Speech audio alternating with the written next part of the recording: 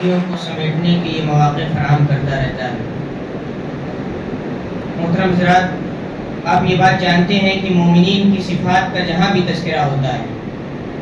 جہاں ان کی صفات میں یہ ہے کہ وہ نمازوں کو قائم کرتے ہیں، وہیں ان کی ایک اہم صفت بتائی گئی کہ اللہ رب العزت نے جو کچھ انہیں دیا ہے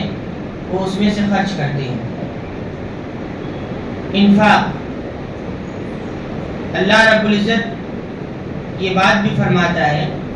کہ اللہ رب العزت صدقے کے ذریعے مال کو بڑھاتا ہے۔ یہ بات حقیقت ہے، اور انسان کی جو اندر کی فطرت ہے وہ بھی بہت ساری باتیں قبول نہیں کرتی۔ اس کو تو ظاہراً یہ لگتا ہے کہ اس نے جو کچھ خرچ کیا اس سے اس کا مال کم ہو گیا، لیکن اللہ رب العزت کہہ رہا ہے کہ وہ صدقے کے ذریعے اموال کو بڑھاتا ہے۔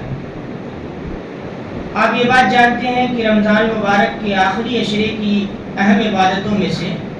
ایک اہم عبادت صدقہ فطر ہے۔ صدقہ فطر اللہ کے نبی صلی اللہ علیہ وسلم کے بارے میں آتا ہے کہ اللہ کے نبی صلی اللہ علیہ وسلم ایک سا کھجور یا ایک سا جو نکالتے تھے۔ یہ سا ایک پیمانہ ہے جو تقریباً 2.5 کلو گرام کا ہوتا ہے، اور اس کی جو بھی رقم ہو، چاہے جو ہو چاہے کھجور ہو، وہ نکال دی جائے۔ صدقہ فطر کے نکالنے کی 2 علتیں بتائی گئی۔ ایک یہ کہ اللہ کے نبی صلی اللہ علیہ وسلم نے فرمایا کہ انسان سے چھوٹے موٹے گناہ ہو جاتے ہیں، غلطیاں ہوتی رہتی ہیں، تو رمضان مبارک میں بھی بہت ساری غلطیاں ہو جاتی ہیں، تو ان غلطیوں کا وہ کفارہ بنتا ہے، ان غلطیوں کو معاف کرانے کا وہ ذریعہ بنتا ہے۔ دیکھیے اللہ رب العزت کا کتنا بہترین انتظام ہے۔ اگر وہ انسان کی غلطیوں کو پکڑنا چاہے تو فوراً پکڑ سکتا ہے، لیکن وہ ذریعہ بتاتا ہے کہ یہ کام کرو تاکہ تمہارے گناہ معاف ہو جائیں۔ صدقہ فطر بڑا اہم ذریعہ ہے رمضان مبارک میں جو غلطیاں وارد ہو گئی ہیں ان کو معاف کرانے کا، تو ایک ذریعہ ہے۔ تو ایک علت یہ بتائی کہ اس سے جو رمضان مبارک میں گناہ ہو جاتے ہیں وہ معاف ہو جاتے ہیں۔ صدقہ فطر کی دوسری علت یہ بیان کی گئی کہ اس سے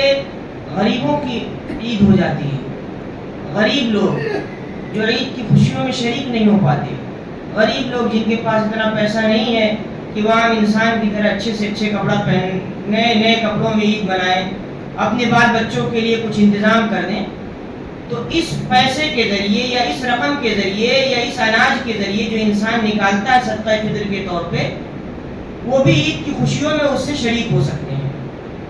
تو صدقہ فطر کی 2 علتیں بتائیں، ایک یہ کہ اس سے گناہوں کا کفارہ ہو جاتا ہے، دوسرے یہ کہ غریب لوگ بھی اس سے عید میں شریک ہو جاتے ہیں۔ آپ یہ بات جانتے ہیں کہ صدقہ فطر اللہ کے نبی صلی اللہ علیہ وسلم کے زمانے میں عید سے پہلے ادا کر دینا ضروری ہے، نماز سے پہلے ادا کر دینا ضروری تھا، اور اب بھی وہی ہے کہ عید کی نماز سے پہلے اس کو ضروری ادا کر دیا جائے۔ اللہ کے نبی صلی اللہ علیہ وسلم نے فرمایا کہ جس نے اس کو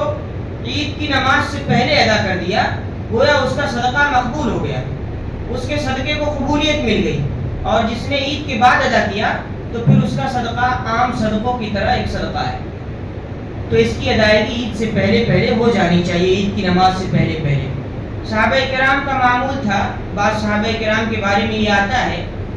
کہ وہ 3-4 دن پہلے نکال دیتے تھے اور غریبوں تک پہنچا دیتے تھے، تاکہ وہ 3-4 دن پہلے ہی سے اپنا انتظام کر لیں۔ آپ یہ بات جانتے ہیں کہ قرآن مجید کی سورہ اعلیٰ میں فرمایا قد افلح من تزکیٰ،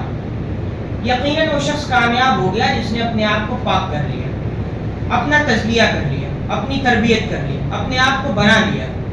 یعنی اللہ رب العزت کی مرضی کے مطابق اپنے آپ کو بنا سنوار لیا۔ پھر اس کے بعد فرمایا وَذَكَرَ اسْمَ رَبِّهِ فَصَلَّى،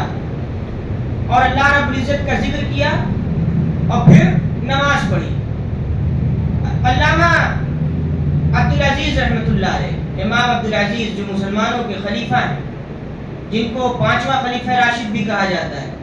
وہ فرماتے ہیں کہ یہاں وَذَكَرَ اسْمَ رَبِّهِ سے مراد یہ صدقہ ہے کہ صدقہ ادا کرو اور نماز پڑھنے چلے جاؤ عید کی۔ وہ صدقہ ہماری پاکی کا ذریعہ ہے، ہمارے اندر سے مال کی محبت کو دور کرتا ہے، ہمیں یہ احساس دلاتا ہے کہ یہ مال ہمارا نہیں ہے، یہ اللہ رب العزت کا دیا ہوا ہے۔ تو صحابہ کرام کے بارے میں آتا حضرت ابو ہریرہ رضی اللہ تعالیٰ عنہ فرماتے ہیں کہ مجھے صدقے کی وصولی کی ذمہ داری دی گئی تھی، صدقہ فطر کو میں وصول کرتا تھا، تو شیطان 3-4 دنوں پہلے اس میں سے چوری کرنے لگتا تھا۔ تو اس سے معلوم ہوا، صحیح حدیث ہے، اس سے معلوم ہوا کہ 3-4 دن پہلے بھی صدقہ فطر نکال سکتے ہیں، اور بہتر بھی یہی ہے کہ انسان 3-4 دن پہلے نکال دے تاکہ حقداروں تک پہنچ جائے اور پھر حقدار بھی عید کی خوشیوں میں شریک ہو سکے۔ اس کی مقدار 1 سا ہے۔ اللہ کے نبی صلی اللہ علیہ وسلم کے زمانے میں لوگ اناج میں 1 سا نکالتے تھے، کھانے پینے کی چیزوں میں بھی نکالتے تھے۔ اب یہ کن کی طرف سے ادا کیا جائے گا؟ فرمایا کہ جو بھی انسان کے ماتحت ہے سب کی طرف سے ادا کیا جائے گا، پھر چاہے چھوٹا ہو، چاہے بڑا ہو، غلام ہو، بیوی ہو، بچے ہوں، سب کی طرف سے ادا کیا جائے گا، سب کی طرف سے واجب ہے اس کو ادا کرنا۔ علامہ وقی فرماتے ہیں کہ جس طرح نماز میں انسان کو غلطی آتی ہے تو سجدہ سہو کے ذریعے اس کی تلافی کرتا ہے، نماز میں غلطی ہو جائے تو سجدہ سہو کرتا ہے تاکہ اس نماز کی غلطی کی بھرپائی ہو جائے، تو یہ صدقہ انسان کی رمضان کی غلطیوں کی بھرپائی کرتا ہے۔ یہ فطر والا صدقہ انسان کی جو رمضان میں چھوٹی موٹی غلطیاں ہو جاتی ہیں ان کی بھرپائی کا ذریعہ بنتا ہے۔